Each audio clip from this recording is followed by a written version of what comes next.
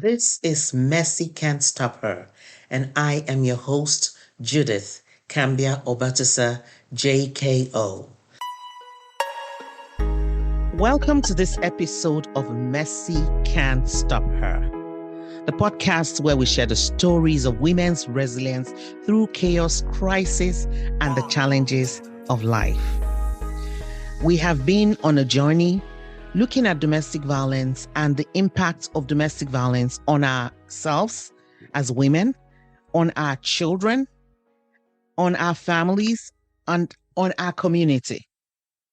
On today's episode, we are going to share one of those stories about how domestic violence almost succeeded in derailing a child's life, but for the resilience of the mother.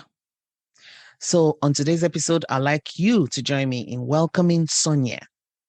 Sonia, thank you for gracing us with your presence and for the courage you have taken to share your story with others so that we will learn and we can do better. Welcome. Thank you, Judith, for having me.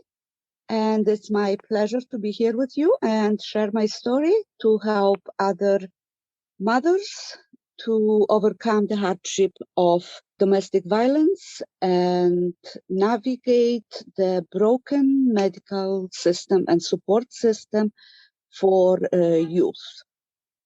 Thank you, Sonia. So Sonia is going to just give us a little background about herself and her children and tell us how her journey through domestic violence started. So the first thing we want to know is, when we talk about domestic violence, tell us a little bit about your experience with that. Domestic violence is not only physical abuse. Physical abuse shows in bruises and physical damage that is done to a person. There are other aspects of domestic violence that are done in silence, not visible to people around. And that's when it's very difficult for a person to prove that there is a domestic abuse. And I'm going to give a quick background on emotional and psychological abuse, stress that I had to go through, and my children as well. It was very difficult to even speak to my friends because I had no proof that this is happening. I had no physical proof other than emotional. So my closest friends, until they realized, until they witnessed the behavior of my spouse, they were still saying, well, he's so nice. Like, no, maybe he's in a bad mood. So it took me a lot of time to prove that no, it's not physical, but it is emotional abuse. During that time, I was not employed. I was raising my children, and I had to make a decision for the best of myself and my children to separate. It was very difficult for all of us because I was staying at home mom. I had no income at that point, so I made the right decision to separate. Shortly after, I noticed one of my children, rebelling. I had to stand up on my feet, find a job, support myself, and I was stressed and I was very busy. At the beginning, I thought it's just the usual teenager behavior. I found a full-time job. That's when I got school calling me saying, what is happening with your child? And I wasn't aware of anything. My reply was like, what do you mean? I'm at work. So basically, I was going to work in the morning. My child was getting ready for school. By the time I came from work, cook dinner, do domestic work, my child was semi-okay. Never really spent too much time outside, stayed home, and went to school. There was nothing alarming. So when the school started contacting me, it was already a sign. That's what I would like to share with other parents. When it's visible for others, the behavior of the child, it is already time to take action because it means that it's already went far. Because at the beginning, it's very difficult to notice, for the parents to notice that the child is emotionally damaged from the emotional abuse from the father, mother being busy to support the family. So I became overwhelmed with my full-time job, and I was given an enormous amount of resources by the authorities to help my child. It was overwhelming. I was getting lots of emails, lots of brochures, to the point that I did not know where to begin. And I realized that my child is in trouble emotionally, and to medicate themselves, my child started abusing substance to cope with emotional abuse that my child experienced at home. The amount of support was overwhelming, and I did not know where to begin. So I brought the brochures home. I left them on the table. I had no energy and did not know where to begin to get help. The best help I ever got was the school counselor, who said that, as strange as it might sound, but I had to put myself first. And as a mother, we are not used to the concept of putting ourselves first. We do everything to support the family, to do things with the kids. We work, we put a smile on our faces, and we keep going. So that was a very strange approach for me to put myself first. I was saying what my children need. So with the support of a counselor at school and my GP, who said that no matter how strong I am and no matter how I put smile on my face, my children feel me by osmosis. They know what's happening. They've been through emotional abuse with their father, and they can feel it. That was a huge turning point for me when I understood that that is the moment where I have to put myself first. Meaning, I had to say cereal for dinner today because I am overwhelmed. I never did that before. I cooked, I cleaned, I ran around, and I was the hero in the family. That helped me hugely because they understand that I am not invincible, that I am not a hero, that I am a human being who has bad days and good days. During that time, we became closer with my children, and they stepped in. They would say, "Mom, you are not having a good day. Let me make a sandwich for dinner." So that was a huge step where I had to change my mindset and include all of us in this process and not be the hero and do it myself. My resources were still untouched. My child was in a spiral of trouble. Finally, I decided when I stood up on my feet, I made a decision, which was the best decision. I never look back. I still think that that was the best decision of my life. It was to quit my full-time job in order to help my child. When I quit my job and I was closer to home, I was able to connect with my children. I was able to prepare nutritious meals on time. I was able to answer the phone when they really needed me, when they were in distress. Because working, I wasn't able. My child would send me a message. My anxiety is very high and I am in the middle of the meeting and I could not even answer. So my first step was to quit the job. And then my children expressed that they are going through emotional confusion. It's a father and it's emotional abuse from the father. They had to navigate themselves through all of the feelings, but I was close to them to support them. The second thing that was important for me was also I started looking through support system. I eliminated the private support because I was unable to pay. I eliminated the sliding scale pay because, again, even though it's a smaller amount, I was still unable to pay. So I was left with all the names of all the agencies that were free. Service was free. Then I realized that I am dealing with two aspects with my child, is the emotional distress and substance abuse. If it is only one of those things, the process is a little bit different. Because if it is only mental health, then it's medical professional referrals. If it is only the substance abuse, then it's a rehab detox, it's a different pathway.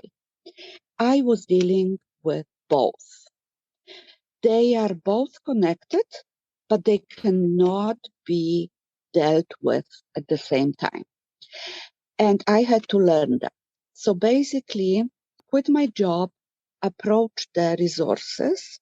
And what I also was important is because I'm very organized, I felt that I had to keep track of every single incident.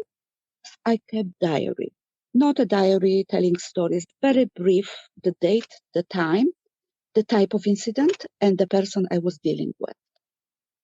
That helped me tremendously in a future because I was able to prove the resources wrong. I was able to go back to my notes, and I am visual, so I use the notebook, but I would advise use the, calendar on your phone, laptop, however it works, to keep track of every single incident. So the incidents with my child became more intense. There was an overdose at home. When I had to call the ambulance, multiple visits to the hospital, incidents with the police, not a charge, but intoxication or a mischief on the street. So my child was never charged. There is not a criminal record. Then I learned how the system of support is broken, especially if a parent is faced with both mental health and substance abuse. I visit in a hospital. I always got a discharge paper. I had a short visit with a psychiatrist, and there was always the same. Child is abusing substance. This and this is your call. This is the paper. This is the discharge. Follow up and call. So again, I called to support system just to find out that they are not connected. They don't know who I am. So for me as a parent, I was under the impression that mental health and substance abuse are under some sort of one umbrella where I will get a help somewhere. I can continue with getting my help. And at that point, I learned that that is not a case. Some resources fall under Fraser Health. Some of them fall under school district, if it's school is involved. Some of them fall under the Ministry of Children. Some of them fall under the private sector where you pay and get a treatment. For me as a parent, I thought all those services will be under some sort of one umbrella. It is not the case. Nothing is connected. And as a parent, to get help, I had to tell my story multiple times to different people.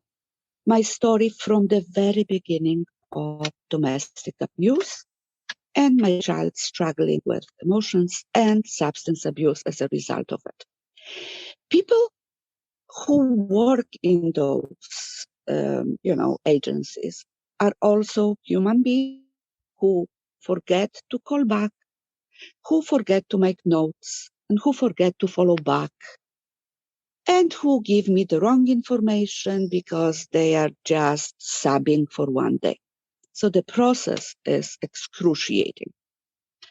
Through this whole process, I found people who were extremely helpful. And of course, every phone call, every email, everything has been recorded in my notes.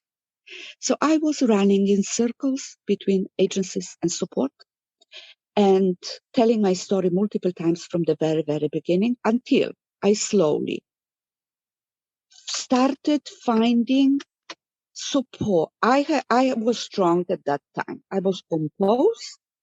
I was not crying. I was not panicking. I was on a mission to help my child. I did not lose sleep. I was eating properly. I looked after myself. That took months and months to get to that stage. So I was on a mission. No matter what, I'm going to go in circles. I have to help my child. So Mm-hmm. I learned that I had to really navigate through the system that is broken. And that's what I have been doing, going in circles, knocking on multiple doors, correcting the wrong information I was giving. I was on a mission, and it is a part-time job for a parent. The state I'm in now, my child needed help. My child asked for help themselves, because the other very important thing is that parent will not get any information or feedback about the child. Child has to initiate their journey and ask for help by themselves. And that's very difficult because of the age, because of the not being fully matured, how the youth can advocate for themselves if me, an adult, cannot navigate through the system. So I would like to share how difficult it is, and maybe some things can be done. Maybe we can share the information and hold each other's hand through this process of helping our children and ourselves. And that all happened because of the struggling and eventually freeing myself and my family from mental domestic violence. Thank you so much, Sonia. Thank you so much. You really tried to capture a journey Yes. that took years in a few minutes, and I appreciate that. So I want to ask you a couple of questions, because one thing that people always ask us regarding domestic violence, Mhm. why didn't she leave? And then people have all kinds of questions Mhm. about why she didn't leave. Yes. So Okay. how were you able to get strength to live with two children And and no job. Mhm. no job, no income? That's right. Please share a little bit about that, so Yes. that if there's somebody listening who is in a Yes. situation. In Yes. fact, before we get to that question, I want to Mhm. ask you one question. I want you to answer this. So, when you say emotional abuse, can you give us a couple of examples of the things you were experiencing, your children were experiencing in the home, that made the home unbearable and made you know that you just could not continue this? It was manipulation. It was some sort of nervous breakdown or lack of emotional support for the father was struggling with his own issues, and that was all loaded on us. Manipulation, very rational behavior. I basically did not know what will happen emotionally in 5 minutes. So we were living under constant unknown. We could not plan our day because we didn't know what kind of distress emotional will be at home. Um, uh, uh, Disappearing for days at the time. He was disappearing. We didn't know where he was. We were scared that something happens. Manipulating children against me, manipulating me against children, just playing tricks on our minds, which was very unhealthy, and living every day, every minute of the day in unknown and being unpredictable put a lots of damage on us. We had no security saying, okay, it's safe, because when the children went to bed, for example, and I was thinking, okay, well, we can sleep through the night. It became some sort of conversation, mental something that made us all awake all night. So there was no physical, absolutely. There was no yelling or quarrel. It was very deliberate manipulation of our minds. And it's very, very tricky because it's invisible. Mhm. It's invisible. In a previous episode of Mercy Can't Stop Her, somebody said the same thing. And I was like, there's a book I read many years ago called Christian Men Who Hate Women. Mm-hmm. So it's a book that talks about the man is charming, he's Mm-hmm. nice. So when you come to Absolutely. tell the story, nobody believes you Absolutely. because he's an No, angel. And he's so that's nice to right. everybody, helping everybody. And And there's something you talked about, no emotional support. That is, yes, my give us best a little, friend, yeah. Mhm. my best friend, whom I've known, she is my soulmate. Okay, the closest. Know that she did not believe me, but it was like, maybe he's stressed at work, maybe make him tea. And I was saying, no, it's more than that. But there came the time that people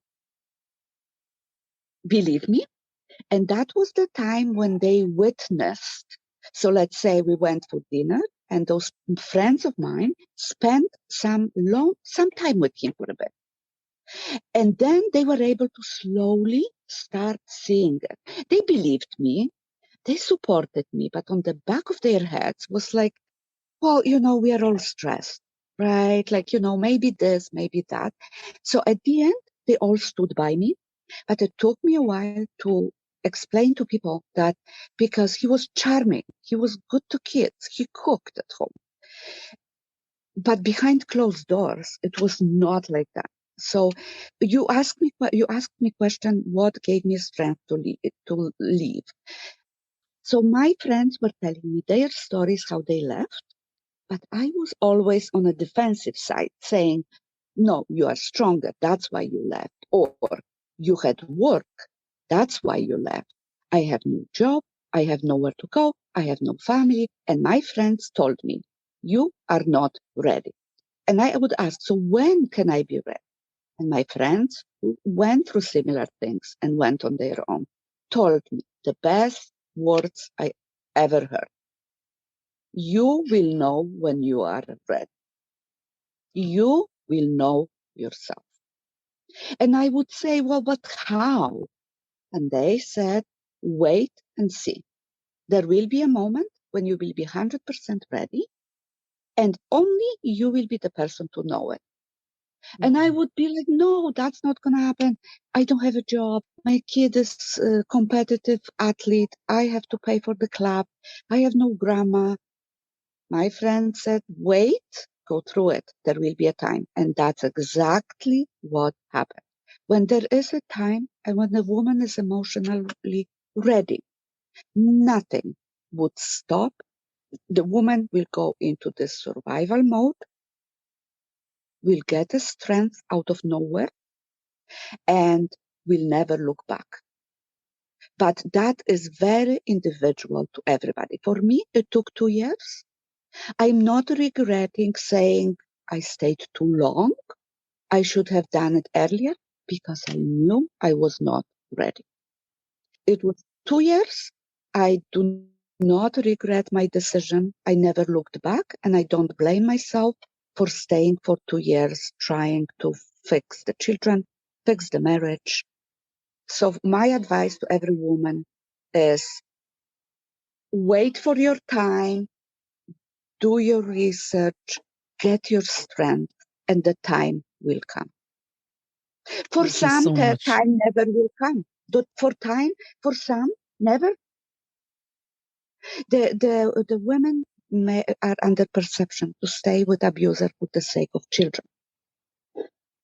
I never advise anybody in any decision, but it is damaging for children to stay in a relationship only for the sake of children because children feel everything by osmosis. And even 10 years or 20 years later, they would remember the incident from a toxic and abusive relationship of the parents. But if the woman is not ready, time will come, or maybe time will never come. It's up to the strength of the person. Thank you so much for that. One of the things I found out that domestic violence does to us is it makes you unable to listen to your heart. Of course. A Syrian proverb says, your heart is your guide. Mm-hmm. God gave us our heart as our own personal GPS to direct us, to guide us on our journey of life. But when you are in these situations, it takes away your ability to think or even take a moment. Imagine when it's time to go to bed, that's when somebody starts talk, create situation that no one can rest. So you're constantly on the edge, not sure how are you going to, you don't get to listen to your heart. It took you 2 years of thinking, evaluating, listening, until when you looked inside your heart and you said, I can't do this anymore. I just don't want to live the rest of my life this way. And then that moment, you got the strength that you needed. So listening to our heart is the first step to our moving from one level of a situation to a better level. We have to learn. We have to make time. We have to find a way to listen. Yes, one more, sorry to interrupt you. One more thing when you were speaking about the heart. I believe in balance between the body, mind, and soul. What I had to learn is to look, and that's what is overlooked in many cases, looking after your body. Because if your body gives up, you will not be able to listen to your heart. So if the woman does not sleep, eat, is under constant physical, the abuse is mental, but lack of sleep and lack of eating properly makes your body weaker. When your body, when your mind, when your heart is weak, you cannot, you have to get all those three things strong in order to move forward, in order to listen to your heart. Your heart will be stronger when your body is stronger. And I think we overlook our bodies. We take our bodies for granted. We run, we go to work, we come home, we don't sleep, we cook, but our bodies are failing. We need to give strength to our bodies in order for our mind, because our mind is not working properly if we do not sleep at night. We cannot listen to our heart if we have sleepless night. Then we are not able physically listen to our heart. And that's what helped me to listen to my body when it's in time. I would say cereal for dinner. I did not start cooking the 3-course meal when I felt that I need to sit down. That is my main advice. Listen to your body, listen to your heart, listen to your friends, listen to support, but decision is only ours. But everything around is a support, but the main decision about life for ourselves and mainly life for children, because they are not adults to make decision. It's our responsibility. And if we crash, it's not good for anybody in the family. So I thank you for saying that about, you just segued into self-care. Today I was listening to a TED Talk by Wendy Suzuki. Mm-hmm. She's a neuroscientist, and she was talking about how exercise helps our minds, our brains, and strengthens our brains, even against incurable diseases like Alzheimer's and dementia. And she was like, just 30 minutes. And I'm like, wow, of exercise that includes aerobics, movement. But when you crash emotionally, you do not have time, energy to exercise. See, it's a cycle. Because when you crash, when you are depressed, you cannot get out of that. So going on a treadmill is the last on your mind, right? Yes. So yes, I am not really heavy into physical activity. I go for a walk, I go for a hike, but I'm not a treadmill and gym person.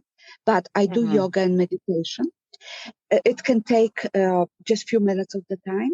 And I would find those pockets of, because through the 24 hours of my days, it wasn't always I was functioning, but there were pockets of energy during the day. They were Mm-hmm. short, and I took advantage of this. Okay, I am okay. Let's meditate. 1 minute. It doesn't have to be all that the media perceive, yoga outfits and candles and aromatherapy. You can meditate anywhere, anytime, and it can be a minute. It doesn't have to be like meditating like a monk in Tibet for 1 hour floating above the ground, right? So people are like, oh, meditation. No, because I cannot sit. You don't have to sit. You don't have to. I meditate on the SkyTrain. I do. But so when I found a little pocket of positivity in my day, Mm-hmm. I did for a very short time something for self-care. Even have a bath, put some cream on my face. And then those times became a little bit longer. I was able Mm-hmm. to meditate a little bit longer, 5 minutes. But I always listened to my body, because when I was fidgeting and I was upset, I couldn't meditate. My brain was spinning. So I became very much attuned to my body. When I felt a little spark of energy, I took advantage of that moment.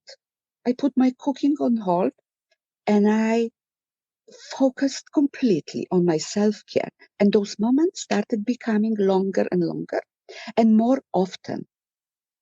Then I was able to meditate for 5 minutes, 15. If I would meditate in a bath. I have Spotify music. Depends on my mood. Let's say, oh, I feel like this now. I play this music. Sonia continues her story in the next episode of Mercy Can't Stop Her. As mothers, we know the feeling when our child is struggling. We don't want to expose our children to danger, but staying in domestic violence does that. From Sonia's story, we will learn how caring for ourselves helps us care for our children. So tune in next Thursday to hear Sonia share the next part of her journey with us. If you're a woman listening to this episode and you're going through a domestic violence situation, whether physical, emotional, financial, spiritual, or any type of abuse, there is help out there. Reach out to a shelter near you or even your healthcare practitioner, and you will get the support that you need. And if you're a parent who is struggling, know that there are resources out there to help you through the schools, through your healthcare practitioners again. So Sonia's story will give us a little bit more information on some of these things. You don't have to struggle alone. You don't have to bear the burden all by yourself. As you know, when we share, then mercy won't stop us. Thank you so much for listening. See you next time.